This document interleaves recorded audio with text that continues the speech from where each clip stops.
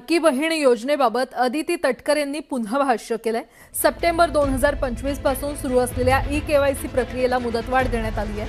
अनेक महिलांना केवायसी करताना अडचणी आल्यामुळे त्यांच्या तक्रारी लक्षात घेऊन हा निर्णय घेतल्याचं मंत्री अदिती तटकरे यांनी सांगितलं। साधारणपणे 30 एप्रिल पर्यंत त्या संदर्भातला अंतिम जो डेटा आहे हा आपल्यापर्यंत समोर येईल।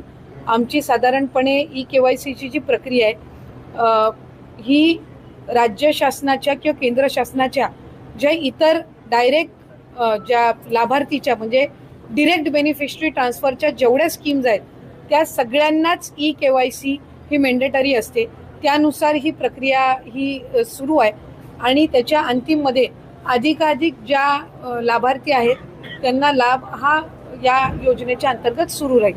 थोडीफार आर्थिक ओढाताण ही राज्याची किंवा देशाची त्या ठिकाणी होणं हे स्वाभाविक आहे, पण आम्ही सगळ्यांनी यामध्ये जनतेचा लार्जर इंटरेस्टचा त्या ठिकाणी विचार केला। आम्ही सुद्धा ज्या वेळेला जीएसटी काउन्सिलमध्ये राज्य म्हणून मत मांडलं त्यावेळेला केंद्राने किंवा अर्थ विभागाने आणलेल्या या जे काही त्यांच्या रिफॉर्म्स आहेत त्याला आम्ही पाठिंबा दिला, पूर्णपणाने आम्ही त्याला सपोर्ट केलेला आहे।